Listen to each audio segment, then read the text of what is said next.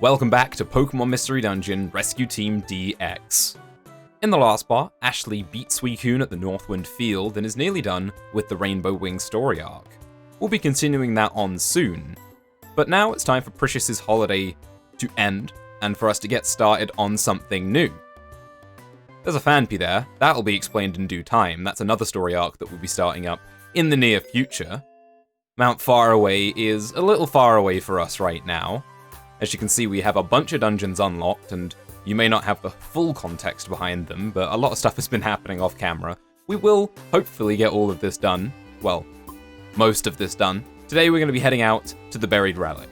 It's a 99 floor dungeon. It doesn't look particularly pleasant, but fortunately I've been informed that we don't need to do all of it, just 40 floors. So the team is going to be Pricious, Titania, and Peanuts. I feel like we've got a nice balance of offense and defense there, and a lot of utility coming through from Titania. I was told that I should bring things like tunnel wands, because there is stuff hidden in the walls here in Buried Relic, so I've brought a couple of those. Let's get started. Wait a second. I can see the item on the map because of my X-ray specs.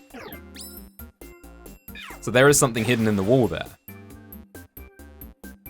On this tile?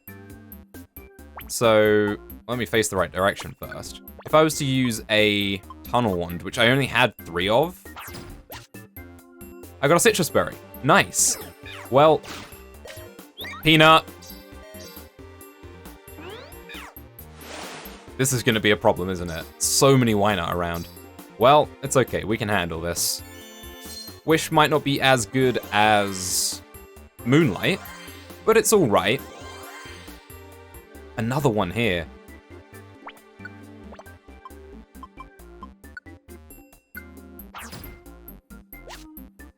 We got a zinc, cool. The suggestion I was given, other than tunnel wands, was to bring Pokemon with the rare quality that allows them to travel through walls. I believe we recruited a Pokemon that can do that, but they're not strong enough for me to justify bringing into this dungeon, and I didn't want to fish for the rare quality on one of my Pokemon that I've got already ready to go. So I decided we'd just bring tunnel wands. It seems like this would be a really place to go to grind items, which is something I might do off camera in the future, but for now I just want to get through here. Titania has small stomach, which is a reason I wanted to bring them along, and has pretty good coverage. I replaced Ancient Power with Air Slash, because it has same type attack bonus. It's just going to be a better offensive move. The stat bonuses were nice, but you've already seen it happen once. Air Slash has the chance to flinch, which is boosted by Serene Grace, so there's a lot of utility there as well. We got ourselves another zinc. Might as well use these before they fill up our inventory too much. You guys are a little frail, but still think it's more valuable for Precious to take these stats. Since I think Precious is more likely to be taking the hits. Nice one, Peanut. Glad to have Peanut back in the team. It's been a little while since we used him. Right, so let me use this citrus berry on Titania to increase their max HP a little bit. So Precious has Riled Up and Peanut has Defensive Rhythm. So we're going to be doing quite well if we run into any bosses or monster houses, I think. I just really like the spread that this team has in terms of all the different things it can do. Really should restore Sludge Bomb, but we don't necessarily need it right now. Another thing that I like about this team is... Oh, nice. Bunch more Pounce ones. Another thing I like about this team is the amount of type coverage it has. Because we're not bringing a Pokemon that has Steamroll, but we do have Grass type, Poison type, Flying type, Fairy type, and Water type moves, and a Dark type move. Peanut has Crunch. So we have a lot of different type coverage, which should make up for the lack of Steamroll. And we also have the Pledge moves as well, Grass Pledge and Water Pledge, which makes the Swamp combination, which could be quite nice in dealing with bosses again. What's that over there? A Geodude. Oh, Titania is grounded. Go to your room. Go to your room, Geodude. I mean, this kind of is your room. So the Buried Relic is a dungeon I do remember from the original Rescue Team games. It's one of the very few post-game dungeons that I did. I believe I attempted the Stormy Sea. I'm not sure if I ever cleared it. And I remember trying the Buried Relic, but it certainly looks a lot similar to how I remember it, which is something. And I seem to recall that we'll be running into a certain trio of bosses in this dungeon, hopefully. Unless that's changed, I don't know. It's entirely possible that they changed it. And I think you can find Mew in this dungeon, but it's like really rare. And you have to do all sorts of really strange things. That's my memory of this dungeon. If we run into Mew, that's fantastic, but I'm not coming into this dungeon with the intention of finding Mew and recruiting Mew. I just want to get through it and move on to the next thing, whatever it may be. Ha, a sleep seed and a rest TM in the same room. It's sending me a message, certainly. I'll have you all know that I did rest and slept quite well after... Hey, Porygon, cool. After the last parts. So I'm a little bit more rested up and feeling pretty good. Right then, so we are 8 floors into the Buried Relic, and I'm already out of things to talk about. Actually, no, I'm not. I did have a topic prepared that I wanted to talk about for a little bit. I'm not sure it's going to carry us through the entire dungeon, but I will do my normal editing thing. So yeah, let's get to that topic then. In the last part, I mentioned how I would like a new mystery dungeon game, and I got a comment on that video from Zelfine, who talked about the pattern of the mystery dungeon games, how every time they introduce a new engine for the game, they have kind of a testing game, and then they have the game that's really big and has a lot of content. That was the case with the Rescue Team games and the Explorers games, and then the 3D games as well. So following that pattern, this game would be the testing ground, which makes sense given that it's a remake. That magnitude did nothing. And that, given everything, wow, that hit a lot, and it still barely scratched us. And then I crit it for 408 damage. Oh, man, that Geodude really tried, to be fair. Anyway, back to what I was saying. Following the pattern of the games, and given everything that this game has established so far, it would make sense to get a new original game next instead of an Explorers remake.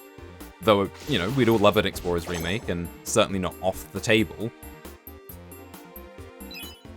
They brought up a really good point about how we could be getting a new Mystery Dungeon game because of this game coming first, which, as I said, I would really like, and I mentioned that it might be difficult to make a new original Mystery Dungeon game because there are so many Pokemon in the game now. But, again, Zelfine brought up a really cool point about how the assets are already here for a lot of the Pokemon, because there are so many Pokemon in this game, so that would cut down the amount of work that they would have to do to add the newer Pokemon, and Super Mystery Dungeon had 721 Pokemon in, so they can certainly do it. I've thought a little bit about the things that I would like in the game, and on my wish list for a new Mystery Dungeon game would be Galarian and Alolan Pokemon. They are some of my favorite designs for Pokemon. I want to be able to use a Poltegeist in a Mystery Dungeon game, please and thank you. Though there are a few mechanics in this game that I do really like, I would like to see a bit of a reach back to the older games as well. I mention Spinder Cafe all the time when I talk about things that I feel are missing from Explorers of Sky, and though they've simplified the system with gummies and such so that you don't really need Spinder Cafe, I think it'd be cool to bring it back from a world-building perspective. You're a pain.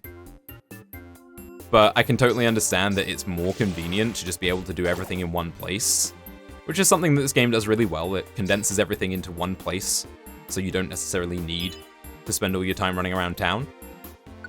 But the main thing about Spinder Cafe that I really like, that I know I've mentioned a couple of times, is the exchange for items.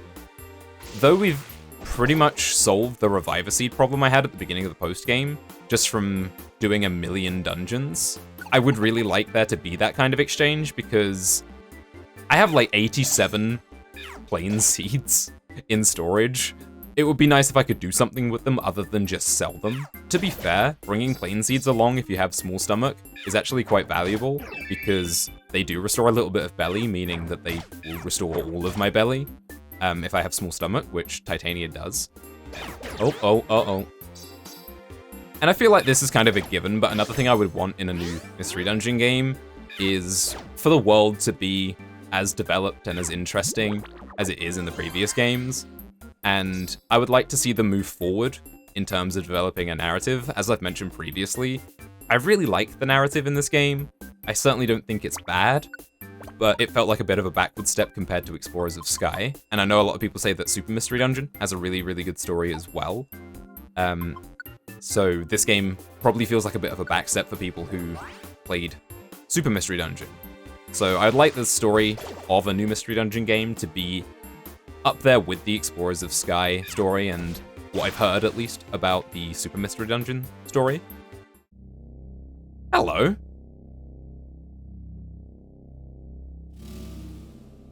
Intruder alert. Exterminate. Intruder alert.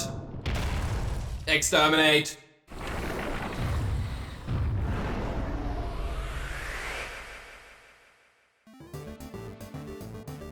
Alright, who's gonna make the Doctor Who reference? Not me. What do I want to do here? I want to kick things off with a Pounce Wand is what I want to do here. Given the challenge that the Pokemon in the dungeon have provided so far, I'm not sure how difficult this is going to be, but I don't think it will be too hard. I actually think I prefer the Surround Wand to the Bounce Wand, though, because now I have to move Pricious here so that we can pledge. And having Titania in range of getting Ancient Powered wouldn't be ideal, but it seems that this thing isn't doing too much damage. Right, there we go. Nice stuff. We got the combination effect there of Water Pledge and Grass Pledge, which is the Swamp, which reduces its accuracy and evasiveness. All those did very little damage. Defensive Rhythm is helping us out even more. Let's get our combo of Liquidation and Waterfall going. We don't need a Heal Seed right now. Oh, right. Titania's not able to do anything because I hadn't turned Heat Wave on, but it's fine. We took down Regirock. It bites the dust, I suppose you could say. Something fell from Regirock's body. Regirock was apparently guarding this item. It's the Triforce of Power. Team Sky Blue obtained the rock parts that Regirock was guarding. Alrighty then, and we can move on. 16th floor of the Buried Relic. Oh, that was a cool distraction. Oh, hello. Oh, not this again. Alright. Well, let's just bite the bullet, I suppose. Ah, 2 in a row, nice. Tyrogue wants to join the team. Yeah, okay. And Drowsy as well. We have a Drowsy, though. I don't want to build up too many Pokemon. Pretty much just ones that I can recruit. Alright, we've got a Training Switch. Let's pop that. So as I was saying before we had the boss fight, which kind of just appeared out of nowhere, something that I really like about Explorers of Sky, that this game doesn't do quite as well, is its really big cast of characters. You've got all of the members of the guild, you've got yourself and your partner, and then there's Grovyle and Dusknoir and Celebi, and there's just a huge cast, and they're all really interesting, unique characters. This game doesn't have that so much. There are some interesting characters, but nowhere near on the same level as Explorers of Sky. And thinking back to the fact that we haven't had a game with Alola Pokemon yet, something that really stood out to me about the Alola games, we have a Ghastly, we don't need you, is the cast of characters in those games as well. They had a really, really big cast of characters, all the trial captains and kahunas, and it worked out really well. It's got some of my favorite characters in the entire series. Gladion, Lily, Acerola, they're all great characters. So I would really hope that a Mystery Dungeon game with Alola Pokemon channels the Alola essence of characters. And Sword and Shield as well also have a really good cast of characters. Not quite as big, not quite as developed, but you know, Marnie's really cool. I like Bede a lot as well. So a new Mystery Dungeon game for me would have to have that same kind of big, well-developed cast, which is a little lacking in this game, and I've kind of gone out of my way to correct that, at least for our team members, by giving them a personality that I've created myself. And that actually reminds me is, we've talked about Pricious, we've talked about Titania, but we haven't really talked about Peanut as a character. So time for a little tangent, I suppose, while we talk about Peanut as a character. Peanut is a big brute of a Pokemon. He hits really hard, he loves a fight, but he's actually just a big softie. That's how I feel about Peanut. I feel like he's kind of like a luchador, like a wrestler, you know? He's big and macho, and he talks a big game, but he's actually just a genuinely really nice guy. He's in it for the sport of things. He wants to improve, he wants to get better at what he does, and I feel like if Crasher Wake, the gym leader, was a Pokemon, he would be a Feraligatr, which is fitting because he is a water-type gym leader. And to give this game a little bit of credit, I said that it doesn't have as much of a developed cast, but the little messages that pop up for each Pokemon when they do things, they add a little bit of personality to the Pokemon, which I like. That's a cool addition to this game. Aron wants to join the team. Aron is another one of my favorite Pokemon. A really solid, reliable Pokemon from Generation 3. Again, kind of like when I talked about Mareep previously. I feel like everyone's used an Aron, and everyone enjoys using it. Aggron is a really cool Pokemon. Okay, so there are a lot of things going on right here. I was punished for my greed, for wanting that gold ribbon. Turns out it was a Ditto, which is a strong foe, and it's also shiny. This is going to be interesting. How strong are you for a strong foe? You transformed into Machop. Okay. But the thing about Transform is it actually confuses in this game, which is really cool. Adds a little bit more utility to Ditto's only move. Oh, jeez. This is a problem. Well, I hadn't gotten around to mentioning it yet, but Machop has Dual Chop, which is a Dragon-type move, which is really cool that it has that. And it's also funny that that he used it on Titania, because Titania is a Fairy-type and is immune to Dragon-type moves. Nice. We took down Ditto. It looks like we didn't recruit it, but we did level up at least. And I want this deluxe box. I want my reward. Darn it. Yeah! Okay. New music. A little bit of a different look. A little bit more verdant. A little bit more grass and stuff.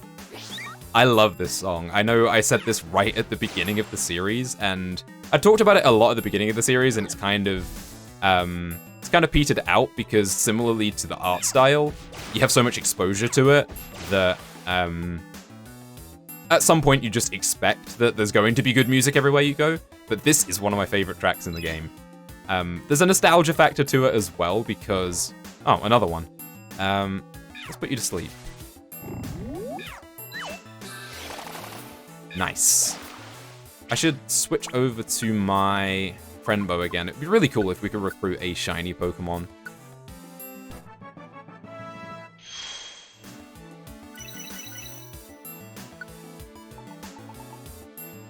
Ah, I didn't.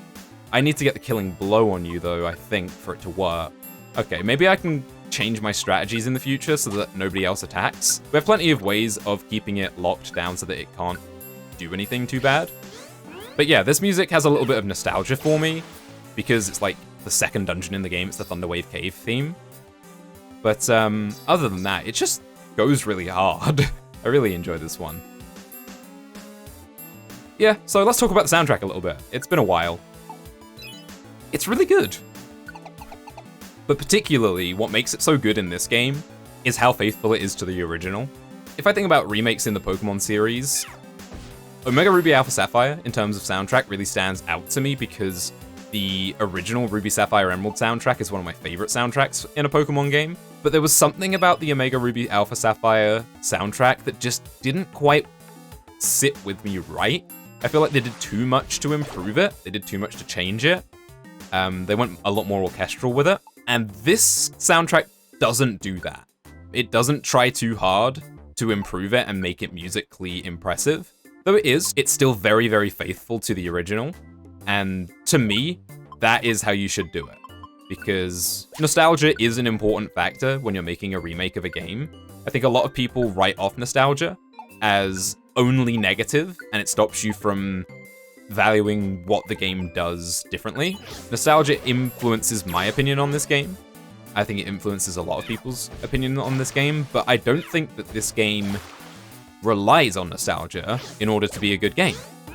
I think people could play this and it be their first Mystery Dungeon game and still really enjoy it, and then go back to the older games and enjoy them even more because of the things that they do better in terms of story and such. It might be a little bit difficult for them to go back to the older gameplay mechanics, particularly the Explorers games. But hey, that's a good reason for there to be an Explorers remake. No, not again. Right then. Okay, this time, let's move Pricious. It transformed into Machop, that's fine. Let's put you to sleep. Let's not heal anyone right yet. The recruits are not going to make this easy, but fortunately I don't think they'll do enough damage to knock it out.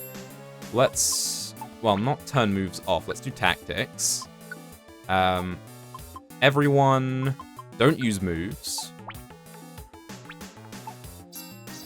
We'll use Peanut's move to equip the friend bow. I mean, I could equip it to anyone I liked, really. Aaron. A little rude. Can't stop the recruits from attacking, but I doubt they'll have enough damage to knock this thing out. Get dunked. Well, now we're gonna have an empowered, transformed Ditto Machop. That's gonna be interesting. Uh-oh. Seismic toss. Where did Peanut go? He just got thrown into another room. This is crazy. Oh, snap. That did a lot of damage. That did a lot more damage than I thought it would. Okay, maybe this thing being empowered is a problem. Maybe that was a poor judgment call on my part. Oh, it looks like we can't put it to sleep because it's empowered, maybe? Oh my goodness. Oh, it's all going horribly wrong. At least it can't get more empowered by knocking things out. I don't necessarily mind losing the recruits. There'll always be another opportunity. Yes! Ditto developed a kinship. Absolutely, let's recruit the shiny Ditto. Worth it.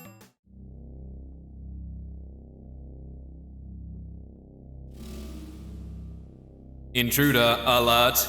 Exterminate. Intruder alert. Exterminate.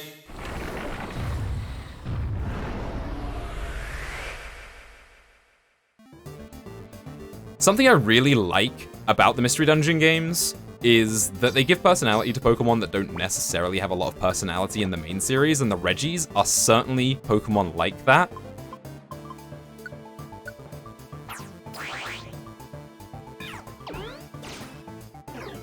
That was the wrong wand. The Surround wand doesn't bring the Pokemon into range that uses it. Our shiny Ditto just transformed into Regis, which is really cool. It's a shame it doesn't get to be shiny. But as I was saying, something I really like about the Mystery Dungeon games is that they give the legendary Pokemon personality, because they don't really get much of an identity. They're just a big, strong Pokemon. And I like that they really embrace the whole automaton vibe that the Regis have in their very minimal dialogue. Nice, we got the pledge up, and we should be able to bring this home right now. Double Force Palm, Metal Claw, lots of super effective moves. I think our Ditto is actually stronger than the Regis. There's another pledge move. Perfect timing, actually, just as the status expired. I think we'll leave Pricious on autopilot if she's going to be able to do that at the right time. I trust the AI to do that more than I trust myself.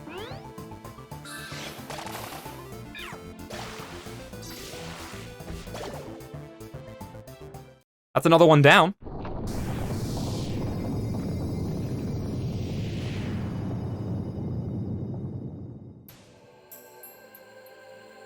Something fell from Regis's body. Regis was apparently guarding this item. Team Sky Blue obtained the ice part that Regis was guarding.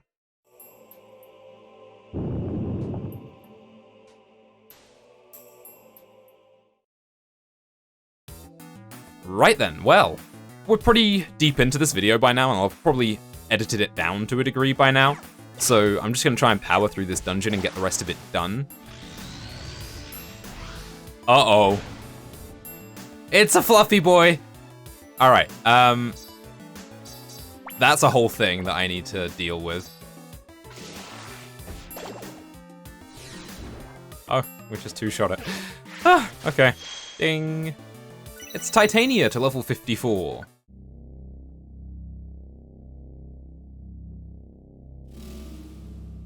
Intruder alert. Exterminate. Intruder alert. Exterminate.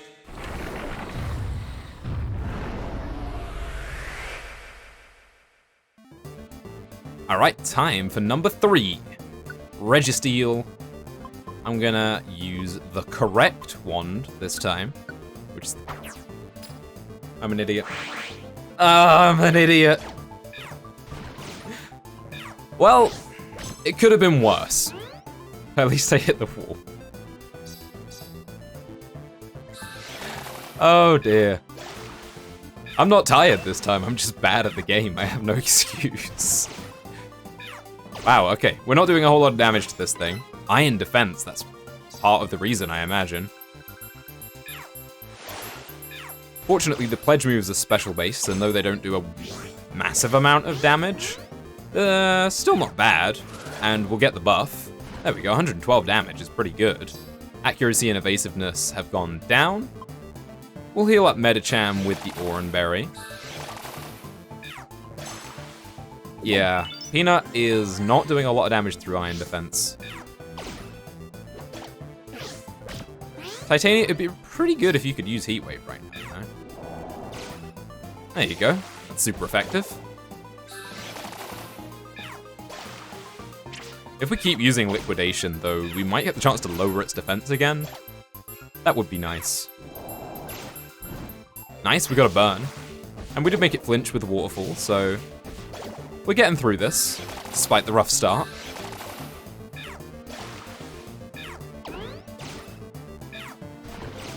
It has clear body, so we can't lower its stats. I see. It's okay, we'll keep on heat waving. Get that pledge move set up again. And we'll take it down. Well, that's all 3 of them.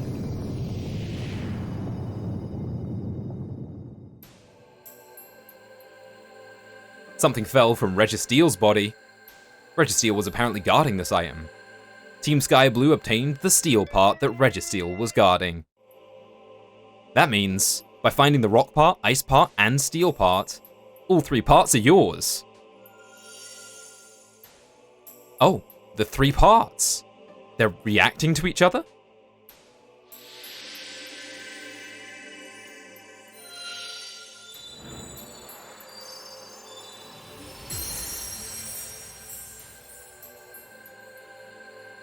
The 3 parts fit together and became a music box. Team Sky Blue obtained the music box. Important item jingle, heck yeah. This music box lets you attract a special Pokémon that's in the Buried Relic. I was correct in remembering. Nice.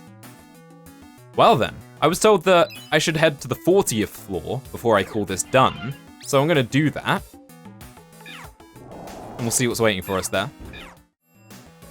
Okay, here we are, 40th floor. I was told this is as far as we needed to go, so let's see if there's anything special about it, and if not, let's leave. Since we got the music box, I believe that's enough. Also really liked seeing that music box in this game.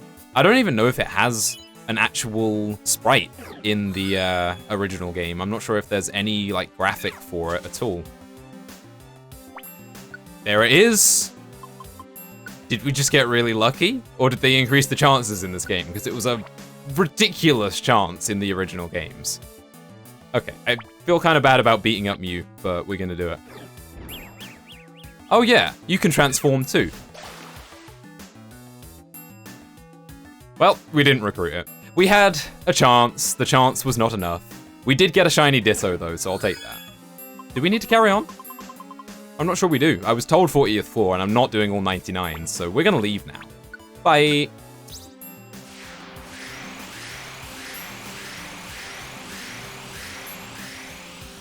I think a shiny Ditto is more of a reward than a Mew anyway. I also really like that Ditto is the strong Pokemon in the dungeon with Mew. It's like the budget Mew, because they can both use Transform, their shinies are both blue, it's kind of fitting. Nice, we got a lot of stuff, and we got a lot of recruits too. We got Porygon. We got Medicham. We got Aron. We got our very first shiny Pokemon, a level 60 Ditto. I'm gonna give you a nickname. I'm not gonna explain the context of this one. Some people might know and will get it. But I'm not gonna explain it any further for reasons that the people who do know will know. We got Gulpin. Let's see what Ashley has to say about the Buried Relic music box. The 3 parts of Regis and Company fit together and became a music box, right? The music box supposedly attracts a special Pokemon in the Buried Relic, but I wonder what kind of Pokemon that is. Must be a rare Pokemon if it's called special. Precious, let's go to the Buried Relic when we want to meet the special Pokemon. I will probably do that in my own time. But as for now, that's gonna do it. In the next part, we'll conclude the Rainbow Wing story arc by heading to the faraway mountain. Thanks for watching, and I'll see you in the next part.